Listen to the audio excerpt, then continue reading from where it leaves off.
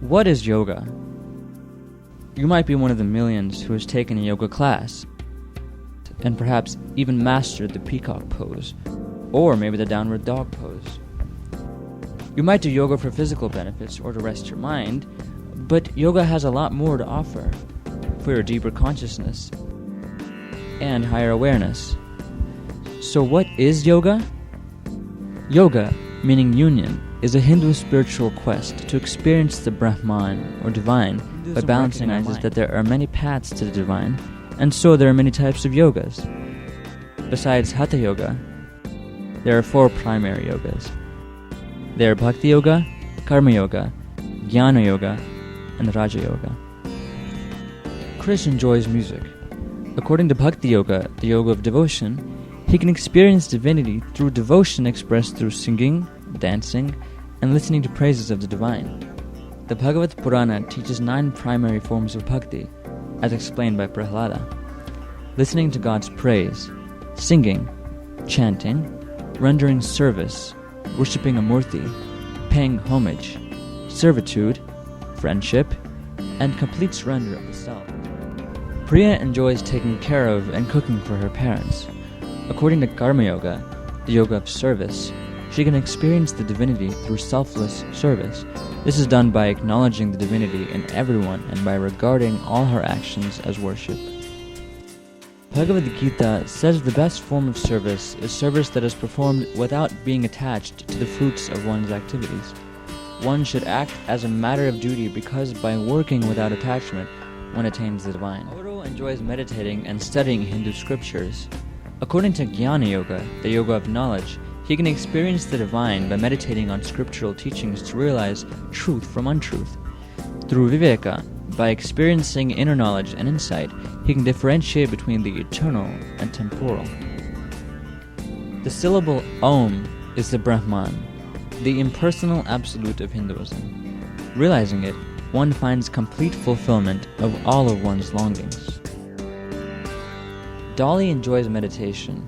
According to Rāja Yoga, she has to cultivate her mind before she starts the practice of meditation. Yoga Sutra of Patanjali advises living a moral life, purification of the body through Hatha Yoga, and pranayama, detachment from sense objects and concentration to prepare the mind for meditation. When the mind has been trained to remain fixed on a certain internal or external location, there comes to it the power of flowing in an unbroken current, as it were, towards that point. This state is called dhyana, or meditation. Yoga at a higher level can be anything that leads you to divinity. The 4 yogas are not mutually exclusive, and a true yogi combines the different approaches to suit his needs to realize the divine. Make yoga yours and discover the divinity in you. When the 5 senses are stilled, when the mind is stilled, when the intellect is stilled, that is called the highest state by the wise. They say yoga is this complete stillness in which one enters the unitive state, never to become separate again.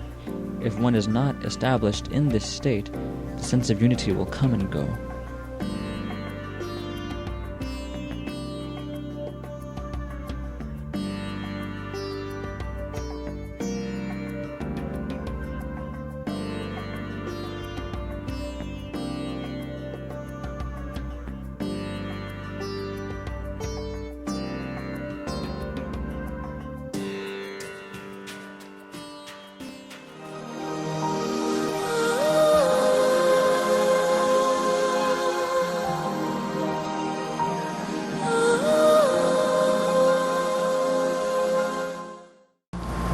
Hi everyone, it's Kino McGregor. We are doing the second show of the Miami Yoga Show on Miami TV in South Beach. Super sunny outside, a beautiful day in Florida, 89 degrees. So if you're practicing and you're here in Florida joining me, feel welcome to wear anything that's comfortable, shorts and a little top, so you're comfortable in this nice, humid, beautiful tropical weather.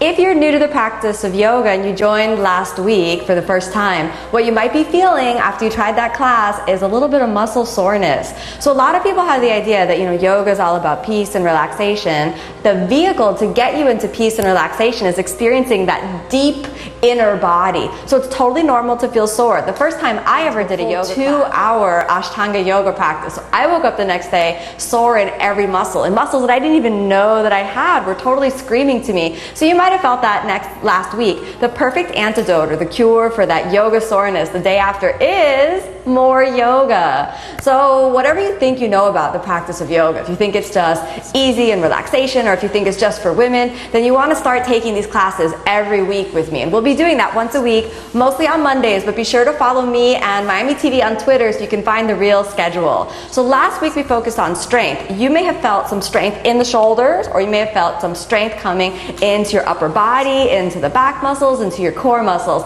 This week we're going to focus on opening up the back and getting the combination of strength and flexibility.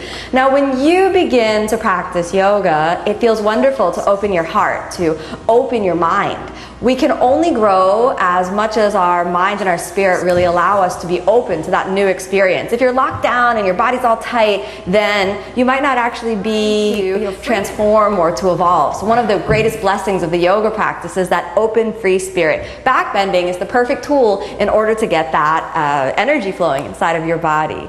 Now you don't need any particular warm-up to come and do yoga. All you need is to sit down and get started. Yoga itself is the perfect warm-up. It actually brings this combination of the deep breathing with the posture and the focal point. So you don't need any particular warm-up. In fact, it's a great way to settle your body before any other activity. It also helps concentrate and steady the mind so you're able to be meditative and calm in all of your activities. So ready to get started? Here we go. Come to a comfortable seated position, and we're going to start off today nice and easy. Cross your right knee on top of the left and align your knees forward so the knees, your pubic bone, and your sternum are all in the same line. Then grab your feet and point your feet all the way forward. Settle your hips in between your feet, and then we're going to fold forward into the hip joints. So take the hands right up above the head to open the shoulders as you inhale, controlling and coordinating the breath with your movement. And then as you exhale, just bend down and drop your head a little bit down. So you should feel as you do this some deep movements in your left hip joint, because that's the one that's on top. Let your head hang down and let yourself breathe as deeply as possible. So this posture is a modification of Gomukhasana, which is a Sanskrit word for the cow posture. So we're leaning into the hip joints again, getting that deep openness in the pelvis. Then let's come all the way up, and we're going to combine that with the shoulders. Since the left leg is on top, you're going to take that left arm up behind your head, and this is help opening the tricep. And when you stretch a muscle, it has to be real strong at its upper limit. So first, just to warm up, take that elbow and pull it in, and just gently look up, dangling your left hand back behind you, and then gliding your fingertips towards each other, and interlace your fingers behind your neck. Then inhale and look up, squeezing your fingers towards each other and looking up. You should feel some nice juicy kind of sensations in the right deltoid as it inwardly rotates and moves forward, and let that left armpit really open as you look up to the ceiling, and let your chest really rise up above. So this really helps the energy come right into the body. It's a nice easy warm-up for back bending. And then gently let go of your hands and come back to the center. Then we'll do it again forwards the other side. So take that right arm up in the air, find the right tricep and let it elongate, hold on to your elbow and move it over. Okay, let's just stay here nice and easy, and we're just setting up the posture. Dangle your fingers back behind you, and then take the left shoulder, roll it forward, and then wiggle your fingers towards each other. Find your fingers and clasp them together right behind your head. Keep your belly sucked in, point your toes, and then inhale and look all the way up. And if you're feeling, again, any muscle tension in your left deltoid, it's going to feel much better after. And the deltoid on the left side, gently pull the right elbow back. It's opening the triceps, opening your chest, and then gently release the fingers. Good. Now, we're ready to move on to the same exercise, the cat-cow exercise that we did from last time. So uncross your legs and come up onto your hands and knees. And it's okay that we only did the left side on top, because it was just really about the shoulders anyway. So now come onto your hands and knees just like we did last week, and press through your hands. Keep the fingers pretty close together, don't spread them too wide apart. Inhale, let's extend the spine and look all the way up. And when you do this, you want to press into your hands. This is just a nice easy release, a soften release, but strengthen at the same time. And then exhale, press through the arms, sucking in the belly, and feel your back all the way around. And then inhale, lift the spine, let it be into a nice extension. So you want to let this be easy and relaxed while the belly, pull your rib cage in and press through the arms. Good, we're going to do that one more time. Inhale, so this should be pretty familiar. We went over this last week. This is a nice easy warm-up, taking the spine through extension, which is where we are now, moving the spine all the way through extension, or flexion, tucking under the tailbone, and you want to use your abdominal muscles, right? So this is that balance between strength and flexibility. Now from here, just like we did last week, step your toes back, come up to that nice plank position, and then exhale, bend your elbows to Chaturanga Dandasana, lower down. And remember, this is real hard on your arms. You're welcome to put your belly on the ground, but try to stay up because it'll make you real strong. Then inhale, roll forward to that upward facing dog, and then exhale, curl under your toes to the downward facing dog. Let's stay for a few breaths in downward dog just to really open up the hamstrings. And if your heels aren't on the ground, don't worry about it. Just press through the knees and suck in the belly and reach out through the fingertips. Pay attention to the sound of the breath while you suck the belly in, pulling up the kneecaps, and you want to gaze right at the kneecaps. Downward dog is a great tension reliever, so if you feel tense throughout the space in your office, just take a nice downward facing dog for 5 breaths. After those breaths, okay, let's inhale and look forward, and then bend your elbows and lower back down to the ground. Easy come up onto your elbows, and we're going to work that back bend. So send your rib cage forward, and I want you to point your toes. Lift your kneecaps off of the ground and find your hip bones. Suck the belly in and then inhale, lift your legs. So now we're working our back muscles, and you want to feel your back muscles nice and strong and engaged. So that's that area right up above the butt and right behind the rib cage, right here. You want to feel those muscles working. Now in yoga, it's totally fine. Keep your legs up, quadriceps strong.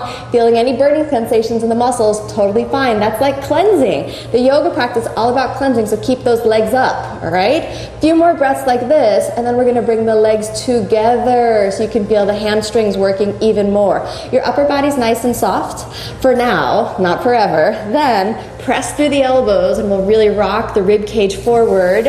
Take your hands back behind you, and you're building some nice strength and endurance through your back muscles. If you're doing this with me, shoulders down the back. This posture is called Shalabhasana. It's a therapeutic posture, so don't try to crank your spine deep. Just let yourself elongate. Take your hands off the ground, push your fingertips on the ground, squeeze the elbows together. Good, and now separate your feet, and we're going to go a little bit deeper. Take your hands back behind you, interlock the fingers right above the sacrum, and then inhale, lift your upper body a little bit more, and let's just let the spine really elongate.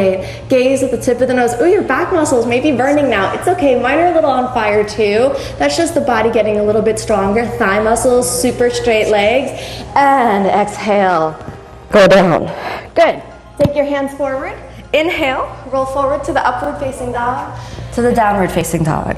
And if you want a little bit of a rest, we can take the knees down and just come to a nice easy child's pose. And that nice easy child's pose is going to help reset the spine. You might be feeling some burning sensations right back here. And if you are, just squeeze your knees a little bit together and round your back under to help the whole spine release. And you're going to deepen that on an exhalation. And then let's come all the way forward, again, to downward facing dog.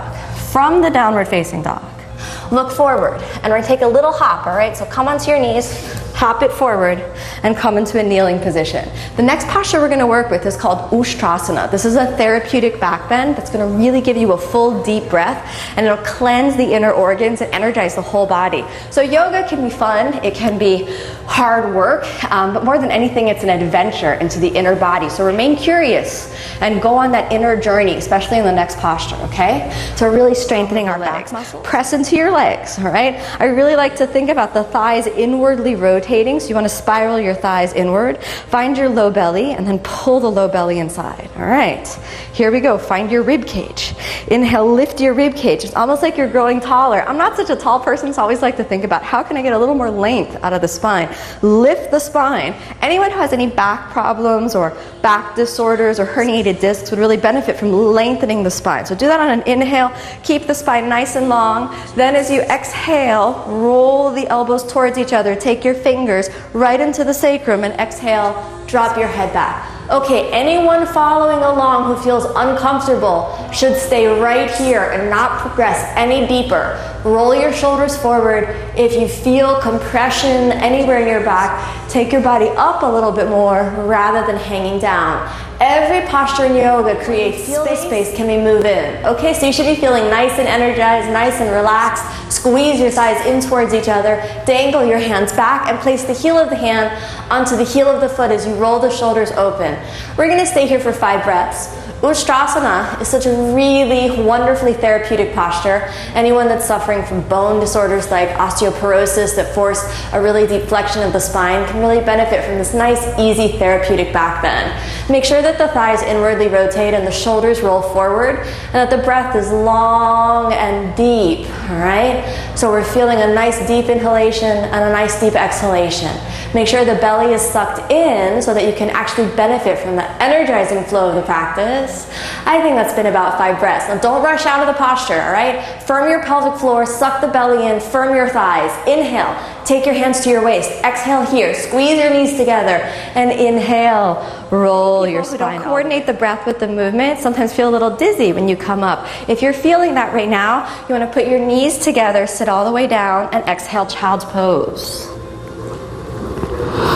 And remember, child's pose is that nice, easy, resting, relaxation position. You can always go to child's pose at any moment if you need a break. Just to balance the strength movement with the flexibility, let's see if we can actually have a nice little lift up here. This lift up is also going to help reset your sacrum and get your whole spine functioning at optimum capacity. So move your hands forward, all right? Squeeze the knees together.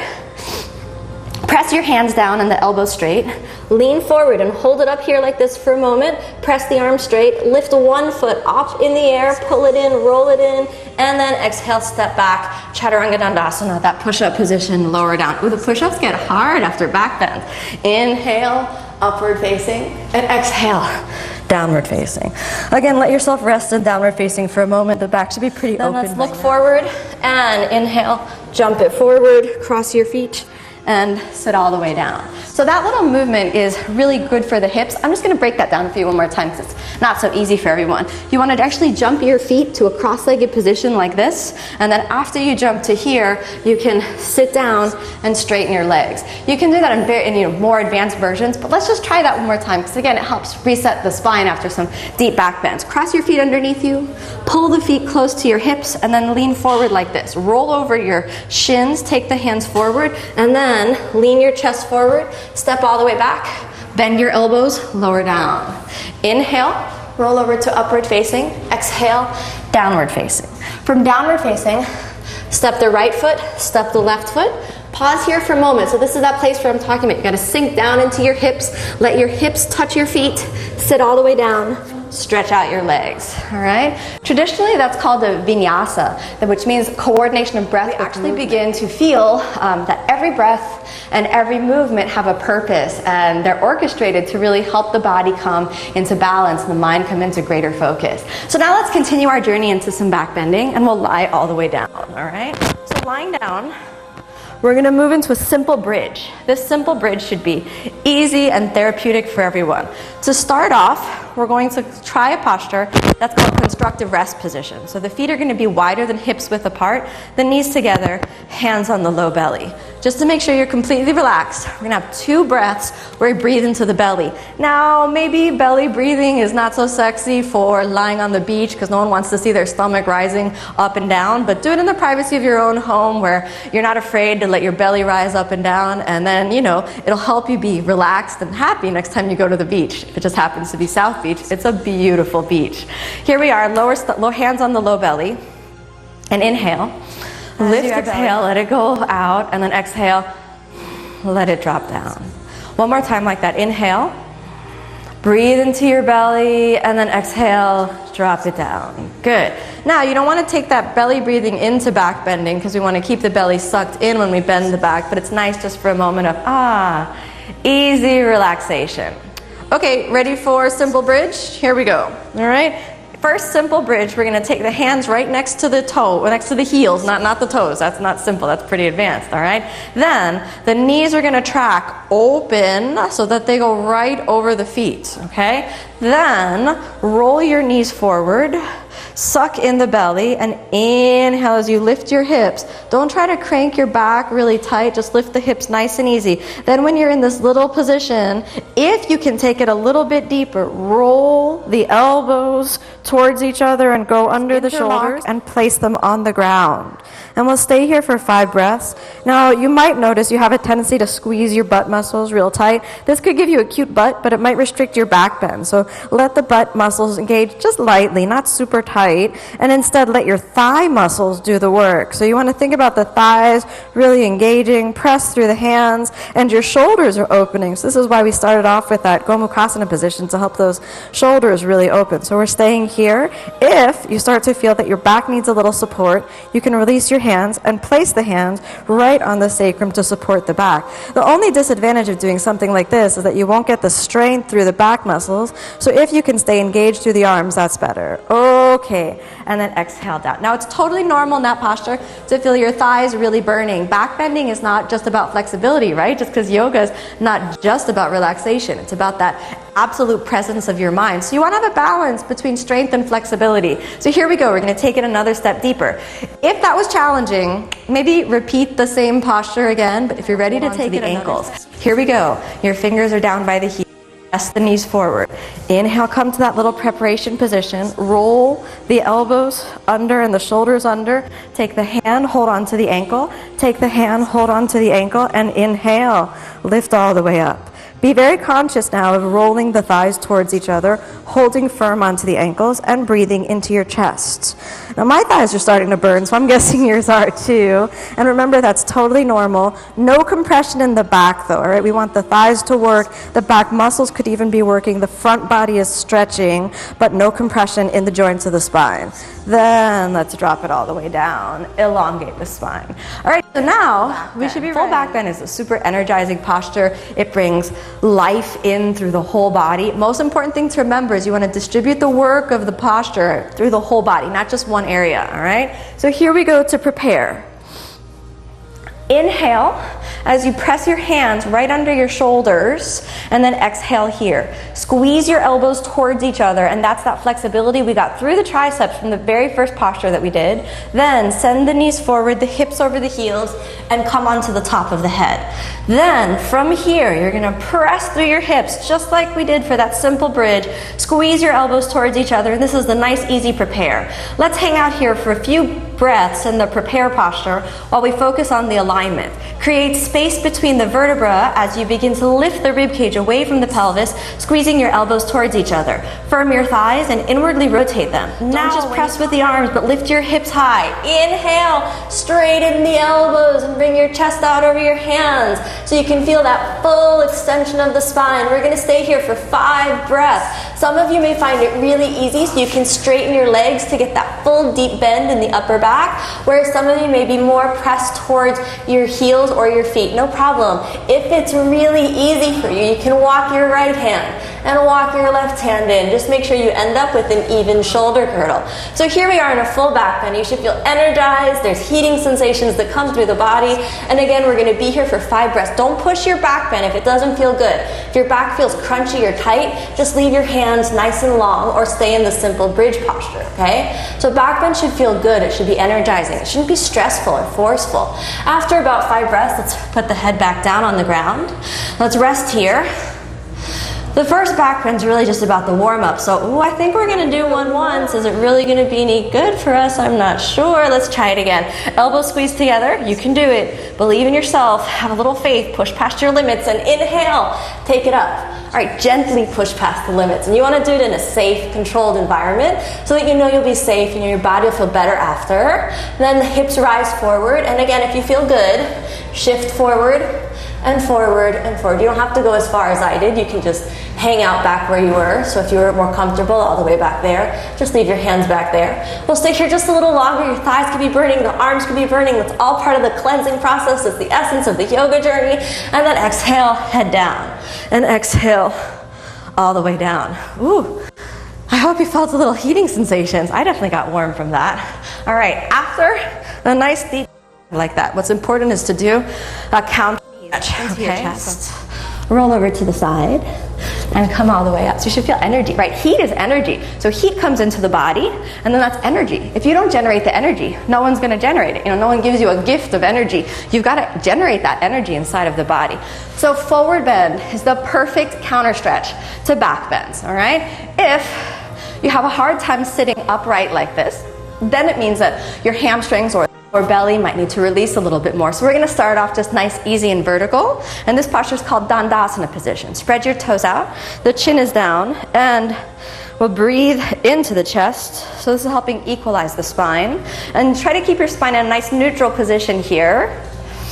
And then as you exhale, we're going to pivot at the hip joints, not from up here, so don't round your back. Find your hip joints, which are right here. Inhale, and as you exhale, pivot through the hip joints and let your back kind of fold gently forward. Take your hands next to your calf muscles and then slowly forward this far. You might want to take a strap or a belt or a towel and wrap it around your feet so you can hold on, but if possible, just leave the hands easy on the floor. This is a nice, easy counter stretch. It shouldn't be super stressful, should be relatively pleasant. Pull the ribs into the body and then exhale all the way down. Let yourself surrender into the posture, and remember, don't bend from the rib cage, bend from your waist. Suck the belly deeply inside, and even if you're all the way up here with the strap, it's still getting the benefit of the posture as long as you focus on the hip joints. So keep that belly nice and sucked in. And after a few breaths here, let's inhale and straighten the arms, and exhale, take your hands right next to your hips, and then we're going to do that jump back and jump through movement. From here, we'll see if we can generate just a little more strength than we did before. So we're going to add a lift up. We haven't, I don't know, maybe we did that at the end last week. Okay, so hands forward, suck your belly strongly in, lean forward into your arms, inhale, lift up. See if you can lift both feet off the ground, and if you can't, just stay there. When I first tried to don't expect miracles to happen on the first one. Just let your feet come off the ground if they can. Swing them back like this. Then bend your elbows and exhale, Chaturanga Dandasana. Inhale, roll forward to the upward facing dog. Exhale to the downward facing dog. Okay, let's take one long breath in downward facing dog and one nice long exhalation, and we're ready to see if we can go all the way forward. So here we are. Press through the arms, bend your knees, inhale, jump it forward and come to that little squatting position we went over just a few moments ago. And if it's possible this time, press through the arms so much so you can wiggle your feet all the way through. Now, to complete the counter movement to back bend, we're going to move into shoulder stand. All right, so let's lie all the way down. From lying down, the first easy thing we're going to do is bring the legs. Any neck issues, any things like that, you're going to stay right here. I don't want you to go any further than this, all right? If you're even just afraid of being upside down, just lift your feet and stay like this, all right? In fact, this is a wonderful modification for shoulder stand. If you squeeze the thighs in towards each other, you're getting the benefit of letting the legs raise with no stress on the neck. Only if this is comfortable, if you feel relatively free and easy, then inhale, lift your hips all the way up in the air and point your feet. If you feel some stress on the neck, you can let yourself be more in a V position, so there's a little less weight. But the full benefit of shoulder stand is really when the spine is straight. We'll just take 5 easy breaths here. No stress, no tension in the body, breathing nice and deep.